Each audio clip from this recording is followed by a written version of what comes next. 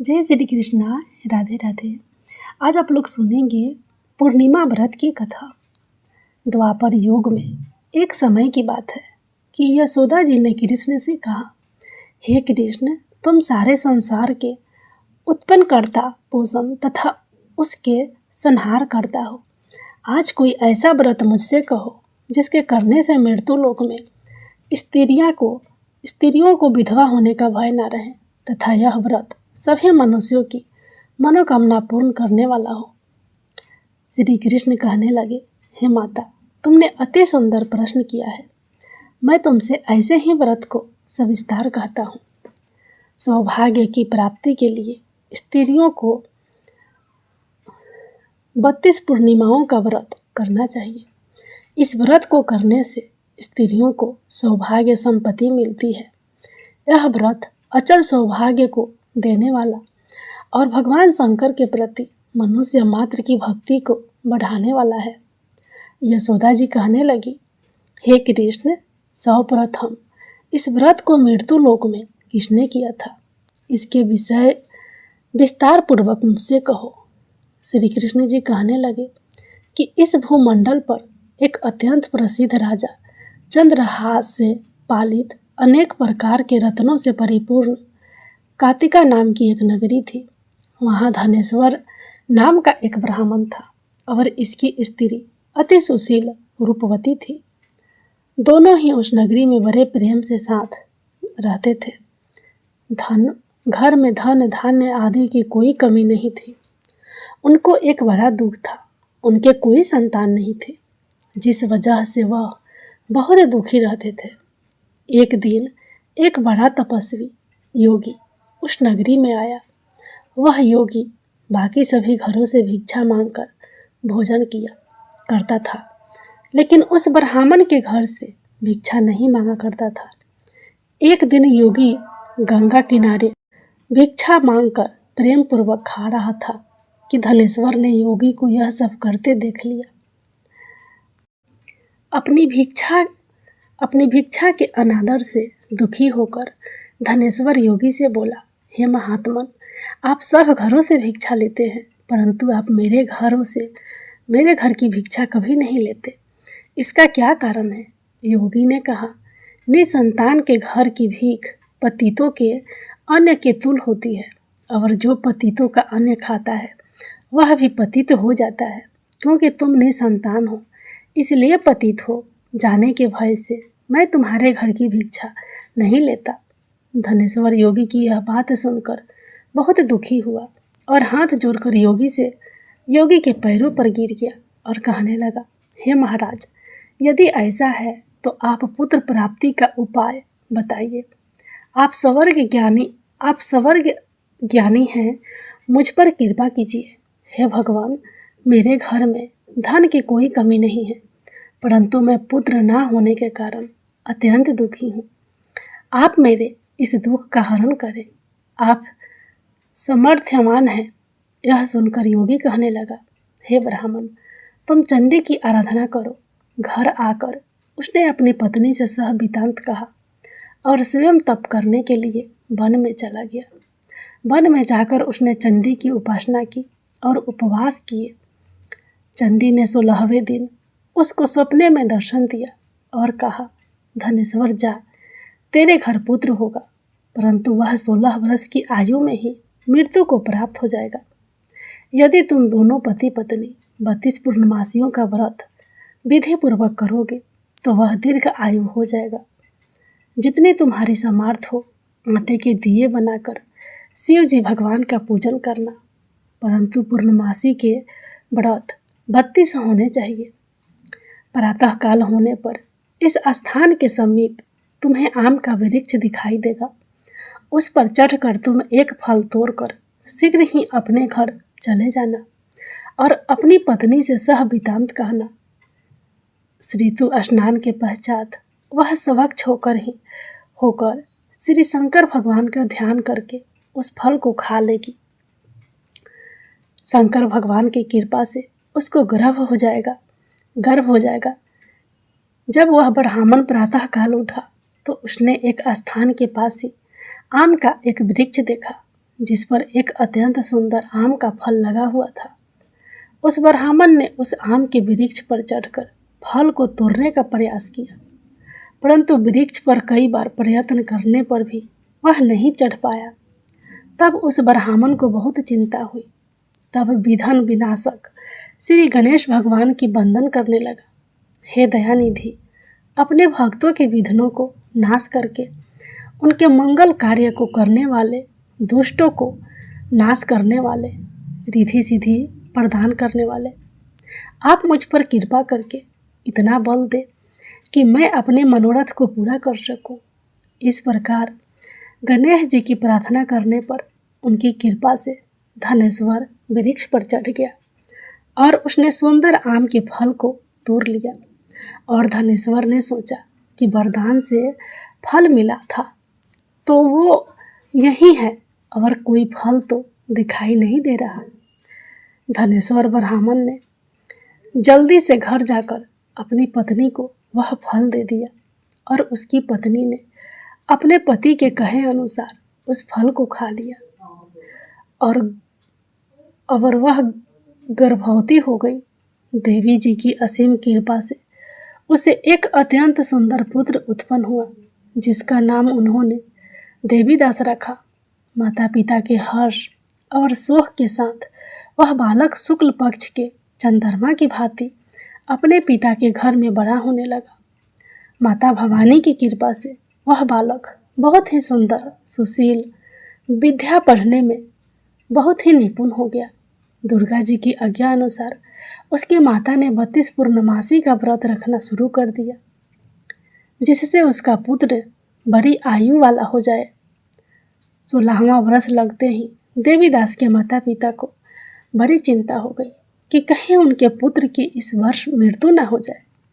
इसलिए उन्होंने अपने मन में विचार किया कि यदि यह दुर्घटना उनके सामने हो गई तो वे कैसे सहन करेंगे। इसलिए उन्होंने देवीदास के मामा को बुलाया और कहा, हमारी एक बहुत बड़ी इच्छा है कि देवीदास 1 वर्ष तक काशी में जाकर विद्या अध्ययन करे और उसको अकेला भी नहीं छोड़ना चाहिए। इसलिए साथ में आप चले जाएं और 1 वर्ष के पश्चात इसको वापस ले आना। सब प्रबंध करके उसके माता पिता ने काशी जाने के लिए देवीदास को एक घोड़े पर बिठाकर उसके मामा के साथ भेज दिया, परंतु यह बात उसके मामा या किसी और से नहीं बताई। धनेश्वर तथा उसकी पत्नी ने अपने पुत्र की मंगल कामना तथा दीर्घ आयु के लिए भगवती दुर्गा की आराधना और 32 पूर्णमासियों का व्रत करना शुरू कर दिया। इस प्रकार बराबर 32 पूर्णमासी के व्रत को उन्होंने पूरा किया। कुछ समय पश्चात एक दिन वह मामा और भांजा मार्ग में रात बिताने के लिए किसी गांव में ठहरे हुए थे। उस दिन उस गांव में ब्राह्मण की अत्यंत सुंदर, सुशीला और गुणवती कन्या का विवाह हो रहा था। जिस धर्मशाला के अंदर वह वर और उसकी बारात ठहरी हुई थी, उसी धर्मशाला में देवीदास और उसके मामा भी ठहरे हुए थे। संयोगवश कन्या को तेल आदि चढ़ाकर मंडप आदि का कार्य किया गया तो लगन के समय वर को धुनवार्त हो गया। इसलिए वर के पिता ने अपने कुटुंबियों से विमर्श करके निश्चय किया कि यह देवीदास मेरे पुत्र जैसा ही सुंदर है, मैं इसके साथ ही लगन करवा दूं और बाद में विवाह के अन्य कार्य मेरे लड़के के साथ हो जाएगा। ऐसा सोचकर देवीदास के मामा से जाकर बोला कि तुम थोड़ी देर के लिए अपना भांजा हमें दे दो, जिससे विवाह के लगन का सब कार्य सुचारू रूप से हो सके। तब देवीदास का मामा कहने लगा, जो कुछ भी वधू पक्ष से कन्यादान के समय वर को मिले वह सब हमें दे दिया जाए तो मेरा भांजा इस बारात का दूल्हा बन जाएगा। यह बात वर के पिता ने स्वीकार कर लेने पर उसने अपने भांजा वर बनने के लिए भेज दिया और उसके साथ सब विवाह कार्य विधि पूर्वक संपन्न हो गए। पत्नी के साथ वह भोजन करने के पश्चात बहुत उदासहीन और दुखी हो गया। उसने सह बातें जो वर के पिता और उसके मामा में हुई थी, लड़की को बता दे। तब कन्या कहने लगी कि यह ब्रह्म विवाह के विपरीत कैसे हो सकता है। देव ब्राह्मण और अग्नि के सामने मैंने आपको ही अपना पति माना है, इसलिए आप ही मेरे पति हैं। मैं आपकी ही पत्नी रहूंगी, अन्य किसी की नहीं। देवीदास ने कहा, ऐसा मत करिए, क्योंकि मेरी आयु बहुत कम है। मेरे पश्चात आपकी क्या गति होगी। इन बातों को अच्छी तरह विचार कर लो। परंतु वह दृढ़ विचारों वाली लड़की थी। वह बोली, जो आपकी गति होगी वही मेरी गति होगी। प्रातःकाल देवीदास ने अपनी पत्नी को 3 नगों से जरी हुई एक अंगूठी दी, एक रुमाल दिया और बोला, हे प्रिय, इसे लो और संकेत समझकर स्थिर चित हो जाओ। मेरा मरण और जीवन जानने के लिए एक पुष्प वाटिका बना लो। उसमें सुगंधी वाली एक नवमालिका लगाओ और उसको प्रतिदिन जल से सींचा करो और आनंद के साथ खेलो कूदो और उत्सव मनाओ। जिस समय और जिस दिन मेरा प्रांत होगा, यह फूल सूख जाएंगे और जब यह फिर से हरे हो जाए तो समझ लेना कि मैं जीवित हूँ। यह बात निश्चय करके समझ लेना, इसमें कोई भी संशय नहीं है। इतना कहकर देवीदास वहाँ से चला गया और प्रातःकाल होते ही वहाँ पर गाजे बाजे बजने लगे। और जिस समय विवाह कार्य समाप्त करने के लिए वर तथा सह बराती मंडप में आए तो कन्या ने वर को भली प्रकार से देखकर अपने पिता से कहा, यह मेरा पति नहीं है। मेरा पति वही है जिसके साथ रात्रि में मेरा पानी ग्रहण हुआ था। इसके साथ मेरा विवाह नहीं हुआ है। यदि यह वही पुरुष है तो बताइए कि मैंने इसको क्या दिया। वधू पक्ष और कन्या पक्ष कन्यादान के समय जो आभूषण आदि दिए गए थे वो दिखाएं तथा रात में क्या गुप्त बातें मैंने इनसे कही वह सब सुनाइए। पिता ने उसके कहे अनुसार वर को बुलाया। कन्या की यह सब बातें सुनकर वह कहने लगा, मैं नहीं जानता। इसके पश्चात लज्जित होकर वह वहाँ से चला गया और सारी बाराती भी अपमानित होकर वहाँ से लौट गई। भगवान श्री कृष्ण बोले, हे माता, इस प्रकार देवीदास काशी विद्या करने के लिए वहाँ से चले गए। और जब कुछ समय बीत गया तो काल से प्रेरित होकर एक सर्प रात्रि के समय उसको डसने के लिए वहाँ पर आया। उस विषधर के प्रभाव से उसके शयन का स्थान चारों ओर से विष की ज्वाला से विषैला हो गया, परंतु व्रत के प्रभाव से उसको काट नहीं पाया, क्योंकि पहले ही उसकी माता ने 32 पूर्णमासी का व्रत रखा था। इसके बाद मध्याह्न के समय स्वयं काल वह आया और उसके शरीर से प्राणों को निकालने का प्रयत्न करने लगा, जिससे वह मूर्छित होकर पृथ्वी पर गिर गया। उसी समय माता पार्वती के साथ भगवान शंकर वहाँ आ गए। उसको मूर्छित दशा में देखकर माता पार्वती जी शंकर जी से प्रार्थना की, हे महाराज, इस बालक की माता ने पहले ही 32 पूर्णिमा का व्रत पूरा किया था, जिसके प्रभाव से आप इसको प्राण दान दे। माँ भवानी के कहने पर भक्त वत्सल भगवान शिव जी ने उसको प्राण दान दे दिया।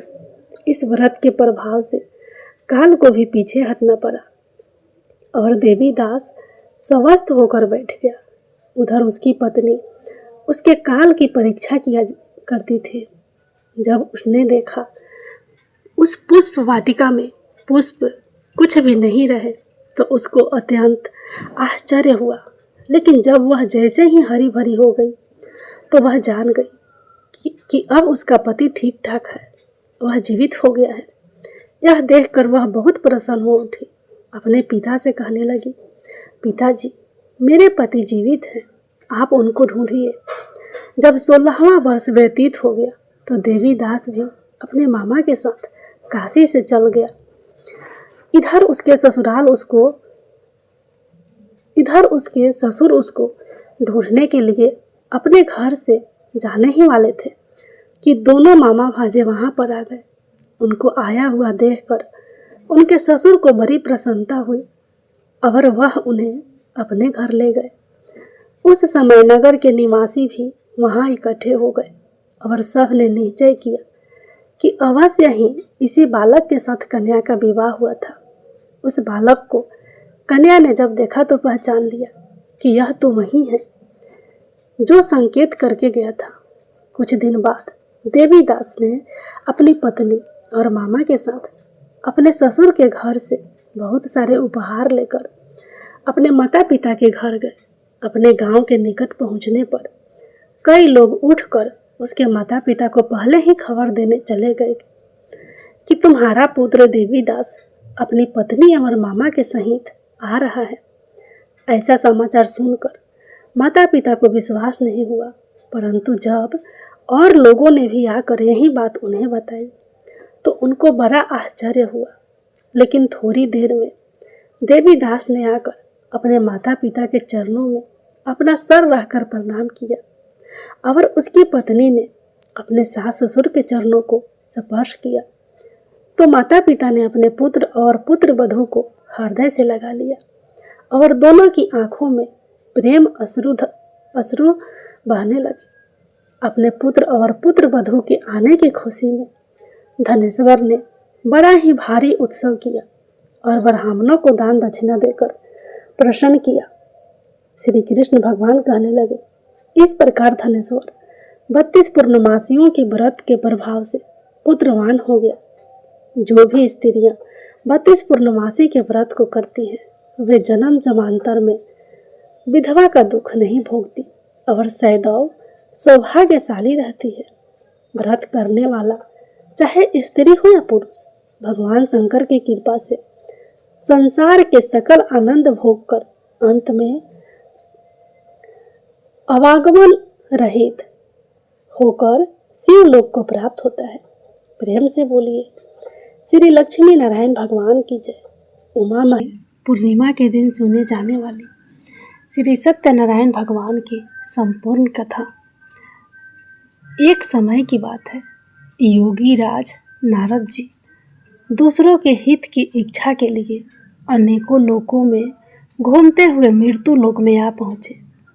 यहाँ उन्होंने अनेक योनियों में जन्मे पराया सभी मनुष्यों को अपने कर्मों द्वारा अनेकों दुखों से पीड़ित देखा।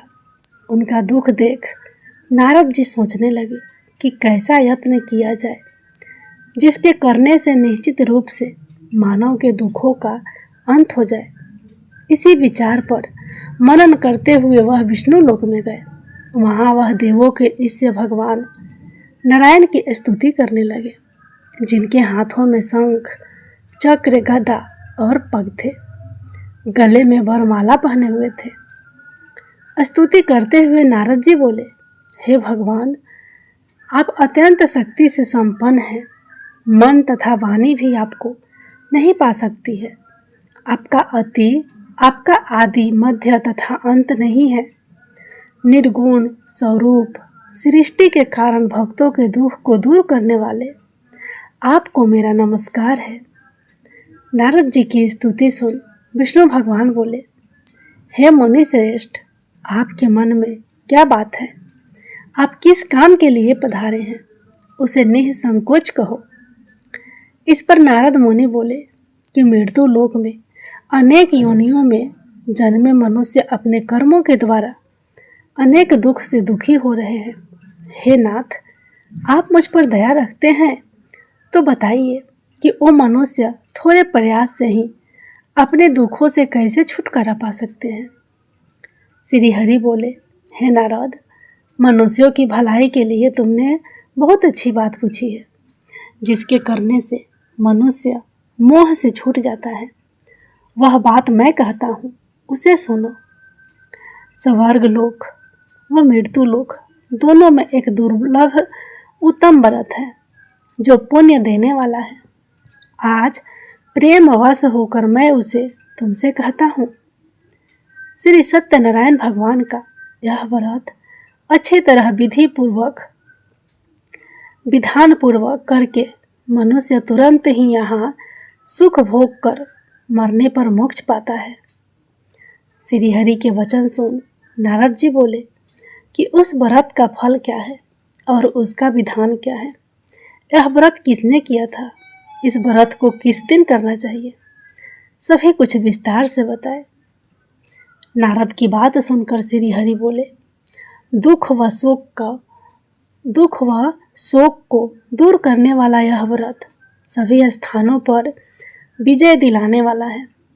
मानव को भक्ति व श्रद्धा के साथ शाम को श्री सत्यनारायण भगवान की पूजा धर्म परायण होकर ब्राह्मणों व बंधुओं के साथ करनी चाहिए। भक्ति भाव से ही नैवेद्य, केले का फल, घी, दूध और गेहूं का आटा सवाया ले। गेहूं के स्थान पर सांठी का आटा, शक्कर तथा गुड़ लेकर वह सभी भक्षण योग्य पदार्थ को मिलाकर भगवान का भोग लगाए। ब्राह्मणों सहित बंधु बांधवों को भी भोजन कराए। उसके बाद स्वयं भोजन करे। भजन कीर्तन के साथ भगवान की भक्ति में लीन हो जाए। इस तरह से सत्यनारायण भगवान का यह व्रत करने पर मनुष्य की सारी इच्छाएं निश्चित रूप से पूरी होती है। इस कली काल अर्थात कलयुग में मृत्यु लोक में मोक्ष का यही एक सरल उपाय बताया गया है। सूत जी बोले, हे ऋषियों, जिसने पहले समय में इस व्रत को किया था उसका इतिहास कहता हूँ, ध्यान से सुनो। सुंदर काशीपुरी नगरी में एक अत्यंत निर्धन ब्राह्मण रहता था। भूख प्यास से परेशान वह धरती पर घूमता रहता था।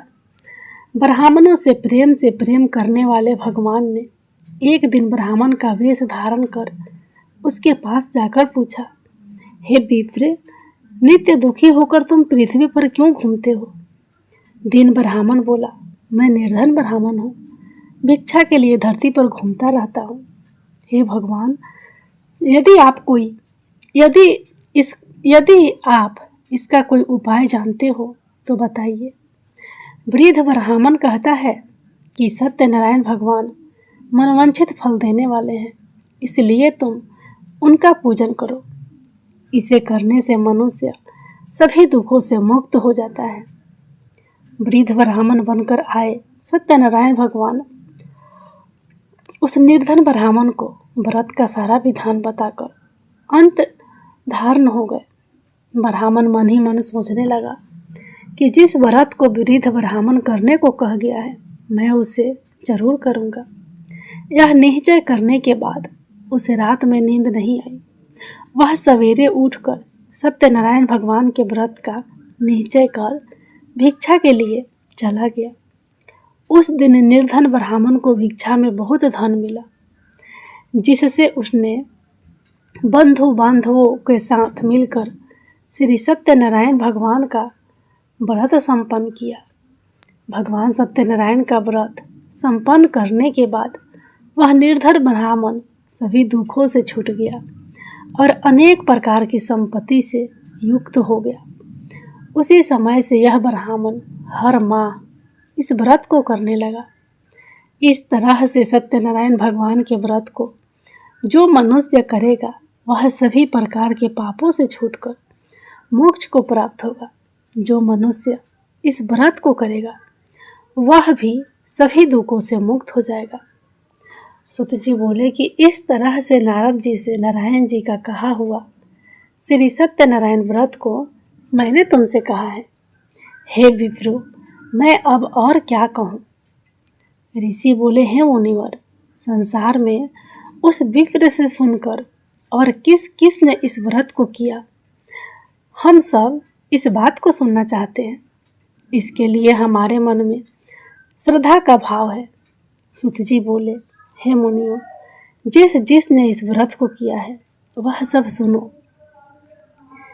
एक समय वही विप्र धन व ऐश्वर्य के अनुसार अपने बंधु बांधवों के साथ इस व्रत को करने को तैयार हुआ। उसी समय एक लकड़ी बेचने वाला बूढ़ा आदमी आया और लकड़ियाँ बाहर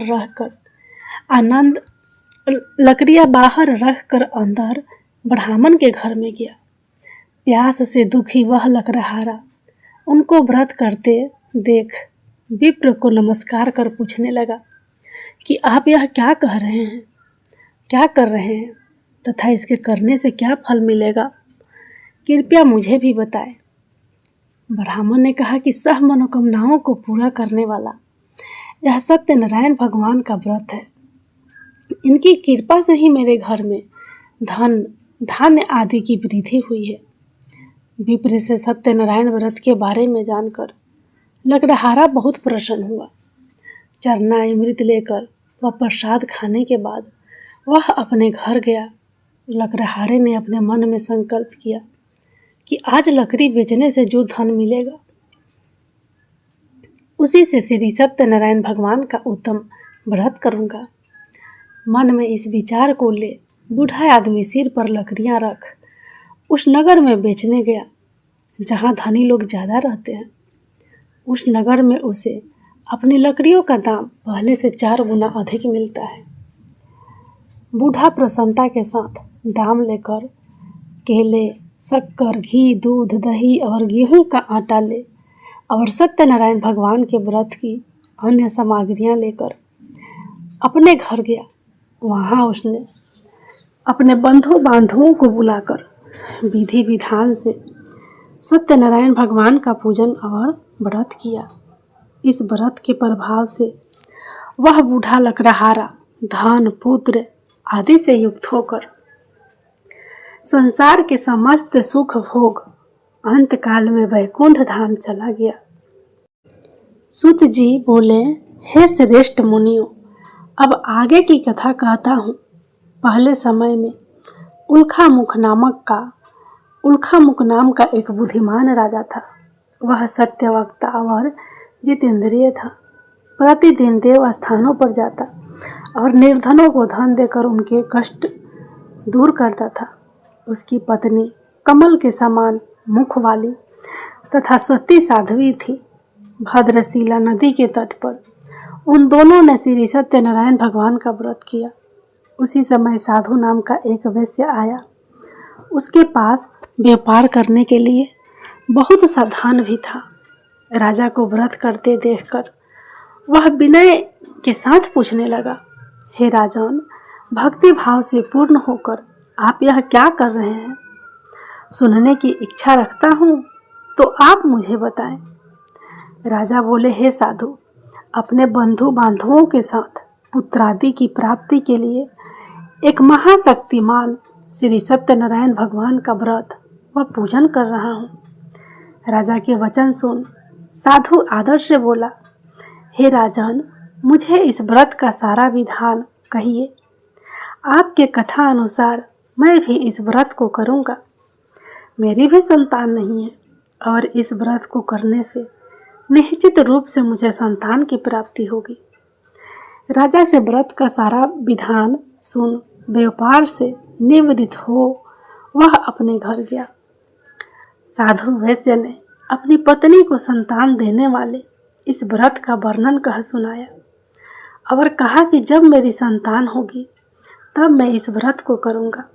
साधु ने इस तरह के वचन अपनी पत्नी लीलावती से कहे। एक दिन लीलावती पति के साथ आनंदित हो सांसारिक धर्म से प्रवृत्त होकर सत्यनारायण भगवान की कृपा से गर्भवती हो गई। 10वें महीने में उसके गर्भ से एक सुंदर कन्या ने जन्म लिया। दिनों दिन वह ऐसे बढ़ने लगी जैसे कि शुक्ल पक्ष का चंद्रमा बढ़ता है। माता पिता ने अपनी कन्या का नाम कलावती रखा। एक दिन लीलावती ने मीठे शब्दों में अपने पति को याद दिलाया कि आपने सत्यनारायण भगवान के जिस व्रत को करने का संकल्प किया था उसे करने का समय आ गया है। आप इस व्रत को करिए। साधु बोला कि हे विप्र, इस व्रत को मैं उसके विवाह पर करूँगा। इस प्रकार अपनी पत्नी को आश्वासन देकर वह नगर को चला गया। कलावती पिता के घर में रह दिनों दिन बड़ी होने लगी। साधु ने एक बार नगर में अपनी कन्या को सखियों के साथ देखा। तो तुरंत ही दूत को बुलाया और कहा कि मेरी कन्या के योग वर देख कर आओ। साधु की बात सुनकर दूत कंचन नगर में पहुंचा और वहां देखभाल कर लड़की के सुयोग वनिक पुत्र को ले आया। सुयोग लड़के को देख साधु ने बंधु बांधवों को बुलाकर अपनी पुत्री का विवाह कर दिया। लेकिन दुर्भाग्य की बात ये कि साधु ने अभी भी श्री सत्यनारायण भगवान का व्रत नहीं किया। इस पर श्री भगवान क्रोधित हो गए और श्राप दिया कि साधु को अत्यधिक दुख मिले। अपने कार्य में कुशल साधु बनिया जमाई को लेकर समुद्र के पास स्थित होकर रत्नासारपुर नगर में गया। वहां जाकर दामाद ससुर दोनों मिलकर चंद्रकेतु राजा के नगर में व्यापार करने लगे। एक दिन भगवान सत्यनारायण की माया से एक चोर राजा का धन चुरा कर भाग रहा था। उसने राजा के सिपाहियों को अपना पीछा करते देखा। चुराया हुआ धन वहां रख दिया जहां साधु अपने जमाई के साथ ठहरा हुआ था।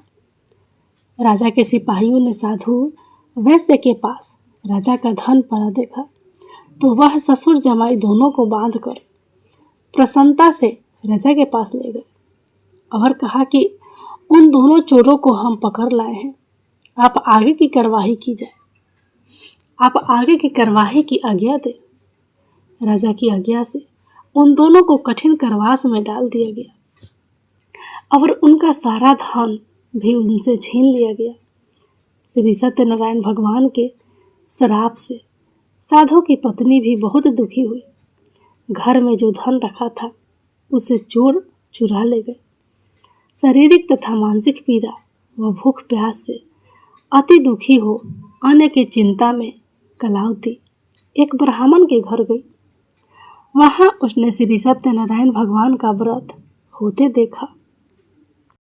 फिर कथा भी सुनी। वह प्रसाद ग्रहण कर रात को घर वापस आई। माता ने कलावती से पूछा कि हे पुत्री, अब तक तुम कहाँ थी? तेरे मन में क्या है?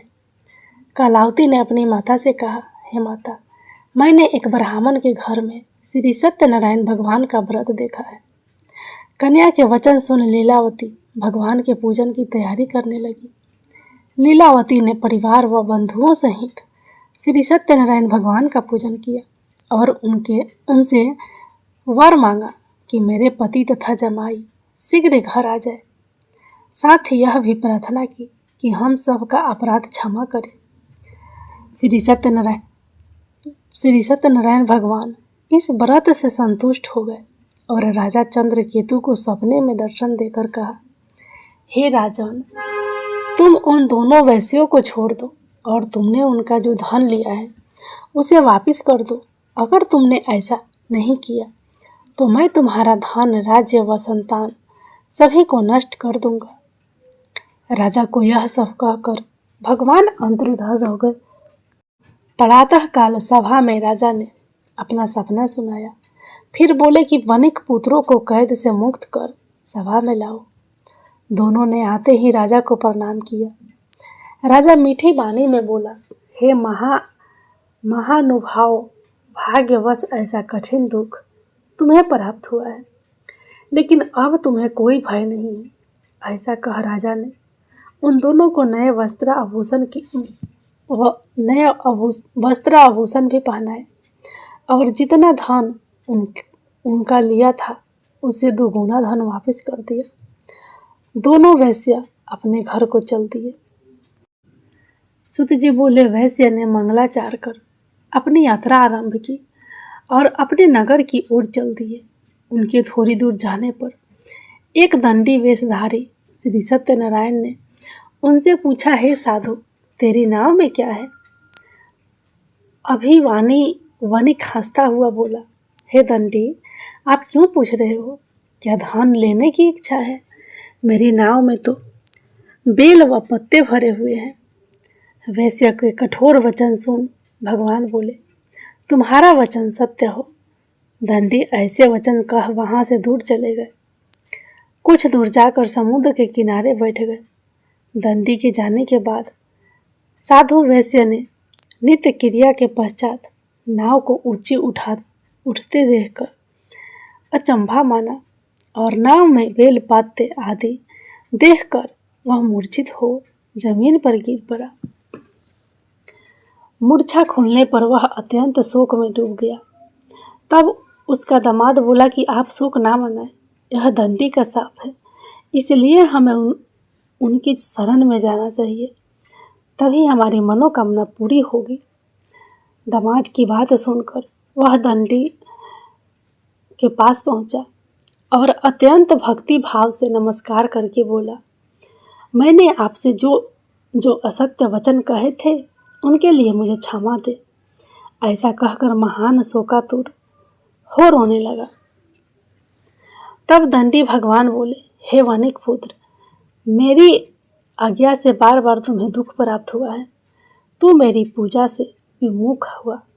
साधु बोला, हे भगवान, आपकी माया से ब्रह्मा आदि देवता भी आपके रूप को नहीं जानते, तब मैं अज्ञानी कैसे जान सकता हूँ। आप प्रसन्न होइए, अब मैं सामर्थ्य के अनुसार आपकी पूजा करूँगा, मेरी रक्षा करो और पहले के समान नौका में धन भर दो। साधु वैश्य के भक्ति पूर्वक वचन सुनकर भगवान प्रसन्न हो गए और उनकी इच्छा अनुसार वरदान देकर अंतर्धान हो गए। ससुर जमाई जब नाव पर आए तो नाव धन से भरी हुई थी। फिर वहीं अपने अन्य साथियों के साथ सत्यनारायण भगवान का पूजन कर अपने नगर को चल दिए। जब नगर के नज़दीक पहुँचे तो दूत को घर पर खबर करने के लिए भेज दिया।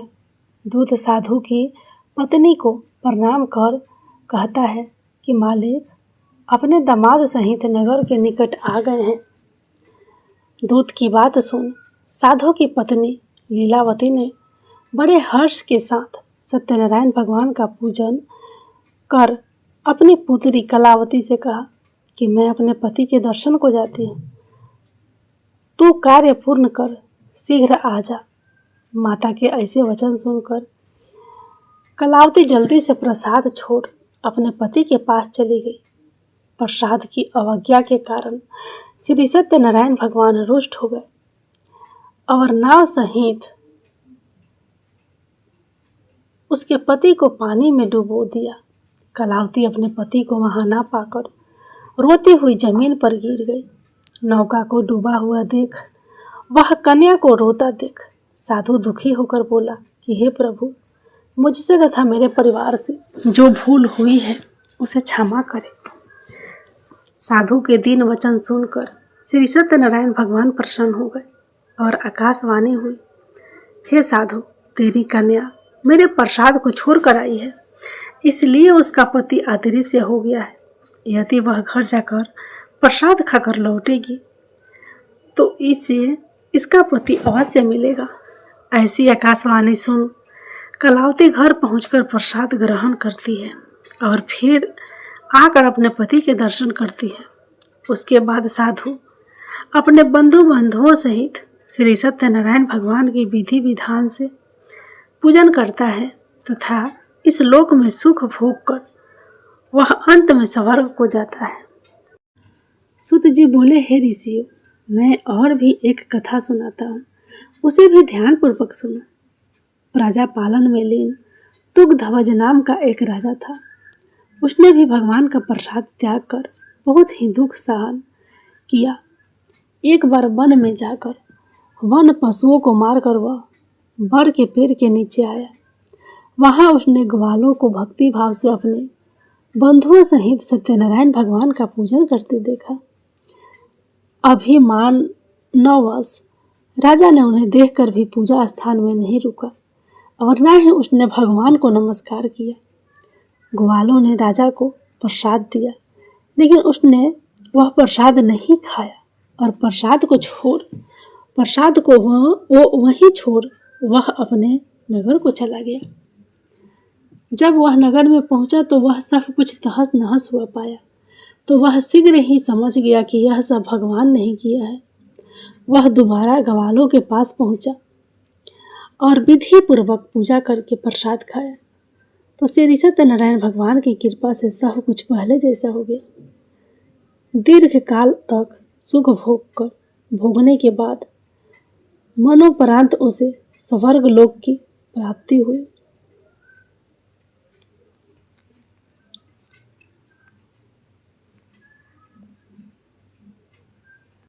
जो मनुष्य परम दुर्लभ इस व्रत को करेगा तो भगवान सत्यनारायण की अनुकंपा से उसे धन धान्य की प्राप्ति होगी। निर्धन धनी हो जाता है और भय मुक्त हो जीवन जीता है। संतानहीन मनुष्य को संतान सुख मिलता है और सारे मनोरथ पूर्ण होने पर मानव अंतकाल में वैकुंठ धाम को जाता है। श्री सुत जी बोले, जिन्होंने पहले इस व्रत को किया था, अब उनके दूसरे जन्म की कथा कहता हूँ। वृद्ध सनंत ब्राह्मण ने सुदामा का जन्म लेकर मोक्ष की प्राप्ति की। लकड़हारे ने अगले जन्म में निषाद बनकर मोक्ष प्राप्त किया। उल्खा मुख नामक का राजा दशरथ होकर वैकुंठ को गए। साधु नाम के वैश्य ने मोर ध्वज बनकर अपने पुत्र को आरे से चीरकर मोक्ष पाया। महाराज तुगध्वज ने स्वयंभू होकर भगवान में भक्ति युक्त हो कर्म कर मोक्ष पाया। श्रीमन नारायण नारायण नारायण, भजमन नारायण नारायण नारायण, श्रीमन नारायण नारायण नारायण। श्री सत्यनारायण भगवान की जय।